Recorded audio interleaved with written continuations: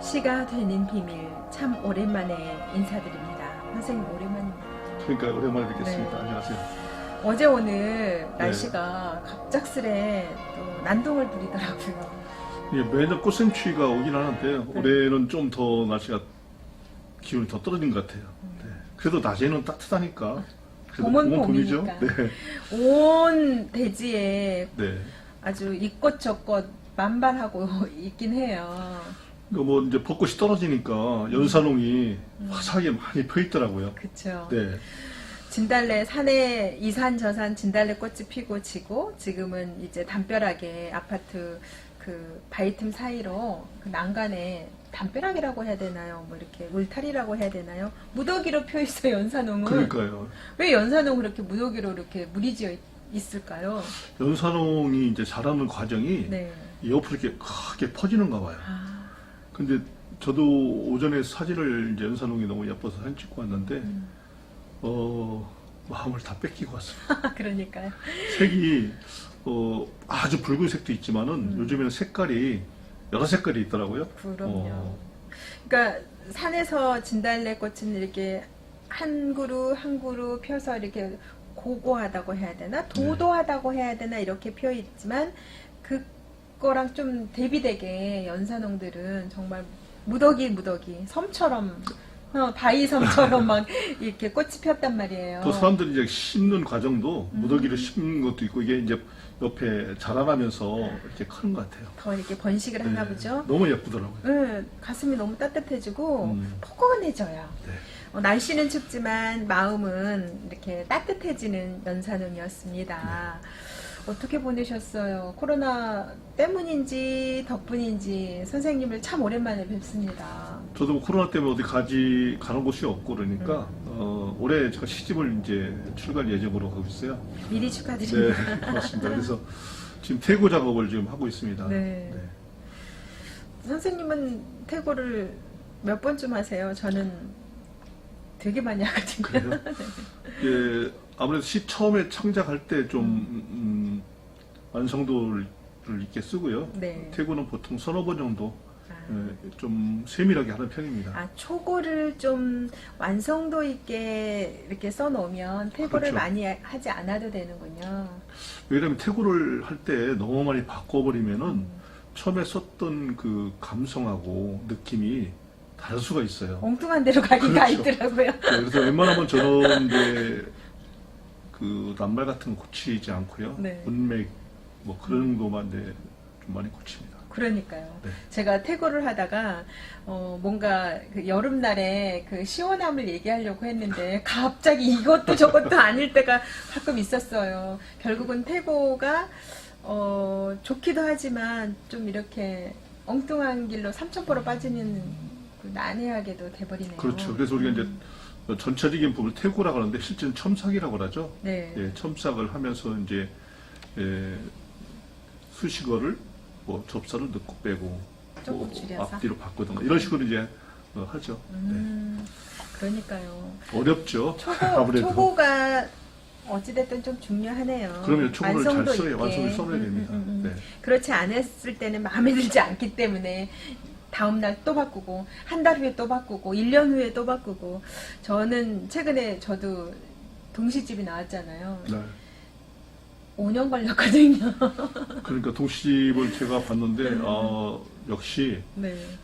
같은 시인이라도 네. 동시를 쓰는 시인과 그냥 시를 쓰는 시인과의 그 마음이 좀 틀리구나, 다르죠. 다르구나 느꼈어요. 4년 쓰고 1년을 퇴고했습니다. 그러니까 결코 그 천재는 아니라는 얘기죠. 저는 스스로 제가 좋아하지만 천재는 아니구나. 이렇게 퇴고를 해서 이렇게 완성되는구나 하는 생각을 했는데 그건 당연해요, 선생님. 그런가요? 오래 퇴고를 하고 묵혀서 할수록 좋은 작품이 나옵니다. 아유, 어쨌든 힘을 주셔서 감사드립니다. 이제 선생님의 시집 사랑을 훔치다에서 오늘은 좀 이른 감도 있지만 이제 연산홍 얘기도 했지만 장미 이야기가 나오더라고요. 네. 저도 장미의 계절에 태어났기 때문에 장미를 좋아해서 옷 색깔도 약간 장미 닮았지 그러네요. 않아요? 네. 네. 그래서 장미의 미학이라는 시가 이제 눈에 띄더라고요. 어떤 시인가요? 이 장미를 쓸 때 호수가를 갔는데 장미가 이렇게 쫙 있더라고요. 호숫가에 장미가요. 예, 예. 그래서 제가 호수를 거닐고 나서 쓴 시가 바로 이 장미의 미학. 이게 미학이라는 게 예술적인 부분이라고 생각합니다. 그렇죠. 회화적인, 네. 아름다운, 감각적인. 네. 그러니까 저희 집 앞에도 한 50m에서 1m까지는 한 2m인지 하여튼 양쪽에 넝쿨 장미가 쫙 펴있거든요. 장미는 실제로는요. 네. 덩풀 장미가 이뻐요. 그쵸. 아름답고 많잖아요. 맞아요. 쫙 펴있는데 예. 제가 한 달 동안 내내 행복하거든요. 그래서 가끔 세금을 더 내야 되나? 뭐 이렇게. 이거 너무 아름다운 거를 너무 많이 봐서 그런 생각이 잠깐 들 때가 있었는데, 선생님은 호숫가에 핀 장미꽃을 보고 이런 시가 탄생했다는 거죠. 네, 네. 그럼 어떤 시인지 제가 좀 이렇게 소개하도록 하겠습니다. 네. 장미꽃의 미학. 박가은. 5월의 어느 날 장미밭에 탐나는 잎술이 깔려있다. 이렇게 1년이 시작되네요. 네. 5월이 장미고 어느 날에 문득 그쵸? 호숫가를 거닐었고 거기에 장미가 있었고 뭐 그런 얘기인 거죠. 실제 장미꽃은 이제 지금은 색깔이 이제 많이 나왔는데 네. 옛날에는 장미하면은 붉은색이었어요. 붉은 색. 그래서 지금은 이제 여성분들의 누즈가 색깔이 다 틀리지만은 루즈? 예. 옛날에는 그 색깔밖에 없었어요. 빨간색이요? 빨간색. 예. 그래서 제가 상징적이네요. 네. 그래서 이제 그것을 그런 쪽으로 의인화시킨 거죠. 네. 그러니까 탐나는 입술이 깔려있다. 여기서 저는 루즈 생각은 안 하고 꽃잎이 이렇게 밑에 딱 떨어지면 그 꽃잎 하나하나를 선생님은 입술로 생각했구나라고 생각을 했는데 그거는 아니네요. 그러니까 근데 제가 그렇게 해석을 해도 상관은 없는 거예요. 그렇죠. 그래도 관계 없습니다. 예. 여러분 탐나는 입술이 꽃잎이 아니라 루즈의 색깔이었다고 합니다. 예. 두 번째 연을 보도록 하겠습니다. 파란 이파리 피부의 줄기의 생명은 형형색색 허연 속살이 보였다. 강렬한 그림자 투영되어서 분홍빛에 그만 풍덩 빠지고 말았다. 파란 이파리 그 파란 이파리 그 줄기가 생명줄인 거죠. 그렇죠. 우리도 이제 그 생명줄에서 핏줄이 있잖아요. 네. 그것도 마찬가지죠. 그러니까 그 줄기가 파래요. 파랗죠. 예. 그리고 그 줄기 안에 있는 것을 까보면은 허예요. 피는 허예요? 아니죠. 장미. 우리들의 피는 빨간데 장미의 피는 허옇다는 거잖아요. 예. 그렇잖아요. 예, 그렇죠. 저는 이게 피는 아니고요. 네. 예, 하얀 색깔이란 얘기죠. 그러니까 이것도 시인의 마음으로 제가 설명한 건데 그래요? 피 네. 파란 속살인 줄 알았더니 열어보니까 허연 속살이었다는 거죠. 여러분 그렇다고 까지 마십시오. 그러니까요. 예, 예. 네. 껍질을 까면 안 됩니다. 그렇죠. 장미꽃을 꺾어도 안 된다고 합니다. 그럼요. 선생님은 그러니까 깊게 이걸 관찰하신 거네요. 시를 쓰기 위해서는 한 사물을 보고 세밀하게 관찰을 해야만이 좋은 시를 창작할 수가 있어요. 순간 찰칵하고 사진 한 장 남기듯이. 그러죠. 저도 그 속살이 허연지 몰랐어요. 네, 그래요. 이렇게 꺾어보지도 않고 그럴 기회도 없었고 저는 이제 관찰을 한다면 선생님하고 이제 또 색다르게 그 꽃잎을 막 관찰하려고 했지 줄기는 좀 안 했던 것 같기도 해요. 모든 생물 그러니까 나무 종류 있잖아요. 네. 그런 종류는 껍질을 벗기면 다 거의 허예요. 네. 모르셨어요? 네, 장미의 그 생명은 허연색이 지탱해주고 저의 생명은 빨간 핏줄이 이제 지탱해준다는 것을 새롭게 그렇죠. 깨닫는 순간입니다. 그런데 투영된 분홍빛에 그만 풍덩 빠지고 말았습니다. 네. 여기서 홀릭하신다는 건가요? 그렇죠. 어디에 투영되죠? 강렬한 그림자, 그 허연 속살에? 전체적인 맥락이죠. 장미의 전체적인 부분에 여기서는? 여기서는 풍덩 빠지고 말았죠. 시적인 그 표현이죠. 한 부분이라기보다는 이 그렇죠. 장미 보는 순간에 네. 이렇게 첫눈에 반하듯이 네. 풍덩 빠지고 말았다. 그럼 세 번째 연 보도록 하겠습니다. 늦밤 홀로이 화사한 외출을 꿈꾸며 흥겹게 어깨를 들썩들썩 춤을 추고 있다. 달빛은 호수를 삼키고 호수는 달빛을 덥석 삼키고 말았다. 달빛이 호수를 삼켰대요. 이제 이제 저녁 때 가면 밤하늘에 달이 떠 있잖아요. 산책하다가 그렇죠. 그럼 호수에 달이 어떻게 보이죠? 투영돼서 보이잖아요. 호수에 달이 떠 있죠. 그렇지, 떠 있죠. 예, 바로 그 표현이에요.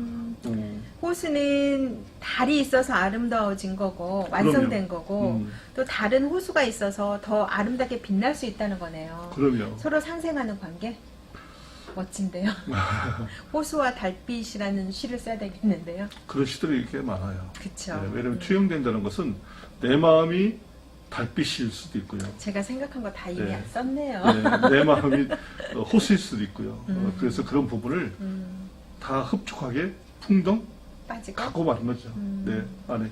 이게 시인이라는 그 자체가 어떻게 보면 욕심쟁이에요. 그쵸. 그렇죠? 자연을 다 만끽하면서 그냥 다 홀릭 통째로 가져가 버리는 가져가 거죠. 그리고 나서 시를 쓰는 거죠. 나만이 누릴 수 있도록 나만의 요리를 하는 거죠. 그러면 예, 예. 요즘에 저는 요리하는 건데 푹 빠졌거든요. 요리 선생님이 생겼어요. 아 그래요? 네. 요즘에는 개인 유튜버, 1인 유튜버 시대잖아요. 그래서 요리하는 프로가 굉장히 많아졌고, 저 같은 사람들한테는 좋은 선생님들이 너무 많아요. 그러듯이 우리 시가 되는 비밀도 그런 맥락에서 누군가에게는 선생님이 되고 있는 거라고 생각을 합니다. 그럼요. 여러분 시를 쓸 때 제일 중요한 것이 전체를 보지 마시고 한 단면을 보고 시를 써야만이 좋은 시를 쓸 수 있어요. 그래서 저도 호수를 거닐고 장미밭을 거닐고 달빛을 보고 했을 때 전체를 썼으면 얼마나 복잡했겠어요. 그렇죠. 근데 한 단면씩만 잘라서 쓰게 되면은 간결하고 메시지가 정확히 전달될 수 있고 할 수 있는 그런 시를 쓸 수 있습니다. 돋보기로 만원경으로 확대해서 보듯이 그렇죠. 한 단면을 가지고 써라. 네. 참 좋은 얘기인 것 같아요. 그런데 아까 욕심 얘기했잖아요. 초보 선생님들은 욕심이 많으니까 다 담고 싶어 해요. 바로 그게 이제 설명하려고 하는 건데요. 네. 처음에 시를 쓰시는 선생님들 같은 경우는 미사오어를 많이 쓰려고 해요. 아름다운 요리를 하기 위해서, 맛있는 요리를 하기 그런데 위해서. 절대 그러시면 안 됩니다. 시가 버려요. 시가 있지 않고.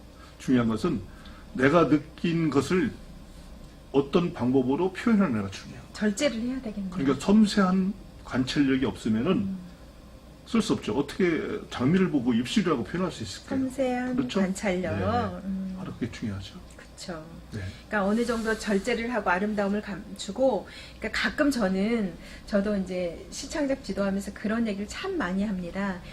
내가 우는 시는 쓰지 말아라. 독자를 울게 해야 되는데 본인이 쓴 시에 두 줄을 읽으면서 막 울어요. 또 낭송도 마찬가지고요. 근데 그만큼 이렇게 보편화시켜서 다 슬프잖아요. 장미는 그렇죠. 다 아름답잖아요. 그런데 여기에 선생님 시를 보니까 미사여구가 진짜 없네요. 누구나 느끼는 그런 아름다움을 너무 아름다운 장미에 반해서 이런 거는 없지만 거기에 푹 빠져나갈 수 있는 것, 그렇게 쓰라는 거죠. 그 담백한 언어를 구사해야 돼요. 그러기 위해서는 다른 사람의 시도 많이 좀 컨닝 좀 하고. 컨닝하는 게 아니라 읽어야죠 많이. 그게 저는 컨닝이라고 표현했어요. 죄송해요. 컨닝한다는 것이 읽어야 된다는 뜻이고, 또 컨닝한다는 것이 써봐야 된다는 뜻이고. 그러면 습작이 그만큼 중요하다는 얘기죠. 그래서 다른 사람 거를 베끼라는 뜻이 아니고 좀 많이 내 거와 할 수 있도록 노력을. 다 독. 그의 선생 없습니다. 있어요. 시가 되는 비밀에 우리 네. 유튜브 더 스토리 방송도 있습니다. 그렇죠. 네, 네. 없지는 않습니다. 있지만 뭐 이제 전부 해결해 준다는 것은 아니기 때문에 본인이 또 노력해야 되는 부분이 다독 그렇죠. 뭐 이제 좋은 그 사색을 많이 해라 이제 그런 뜻인 것 같은데, 이 시를 통해서 아까 연산홍 얘기 하셨잖아요. 그러니까 연산홍을 저는 볼 때마다 제가 석사 논문 쓰는 시기였었거든요. 근데 논문 쓸 때 정말 힘들어서 대학교 교정을 왔다 갔다 교수님 만나러 다니면서 힘들게 이제 석사 논문을 마쳤는데, 연산홍이 필 때면 그때가 항상 떠올라요. 그 아픔 고통스러웠던 시간이 네. 지나고 지금 선물 같은 연산홍인 거잖아요. 그렇죠. 지금 보면 너무 좋아요, 연산홍이. 그런 시절이 있었기 때문에 오늘이 있는 것이고, 그래서 연산홍도 좋고 장미도 좋고 호수도 좋고 달빛도 좋고 이런 시를 시의 가지고 시의 재료죠 그게. 네, 좀 예. 시를 좀 써보셨으면 좋겠습니다. 이제 이미 제가 그러니까 백일장이라고 하면 시제잖아요. 시제가 오늘은 연산홍, 장미, 달빛, 호수 많이 나왔습니다. 그러면 길게 쓰지 마시고 한 줄이라도 한 연이라도 쓰면은 좋은 시를 탄생할 수 있어요. 15줄 이내로 쓰는 걸로. 네. 그럼 마지막으로 제가 이어서 한번 낭독하고 마치도록 하겠습니다. 장미의 미학, 박가은. 오래 어느 날 장미밭에 탐나는 입술이 깔려있다. 파란 이파리, 피부 줄기의 생명은 형형색색 허연 속살이 보였다. 강렬한 그림자, 투영되어서 분홍빛에 그만 풍덩 빠지고 말았다. 늦밤 홀로이 화사한 외출을 꿈꾸며 흥겹게 어깨를 들썩들썩 춤을 추고 있다. 달빛은 호수를 삼키고 호수는 달빛을 덥석 삼키고 말았다. 너무 고맙습니다. 이 시를 낭독하니까 시의 맛이 더 하네요. 그러니까요. 소리로 들어보니까 네. 더 시가 담백하면서 네. 이렇게 담백한 음식 먹은 것 같은 그렇죠. 개운함이 느껴지네요. 시 쓰시느라고 수고하셨습니다. 감사합니다. 여러분, 시가 되는 비밀 여기서 마치도록 하겠습니다. 다음 시간에 더 행복한 모습으로 찾아뵙도록 하겠습니다. 감사합니다. 네, 감사합니다. 네.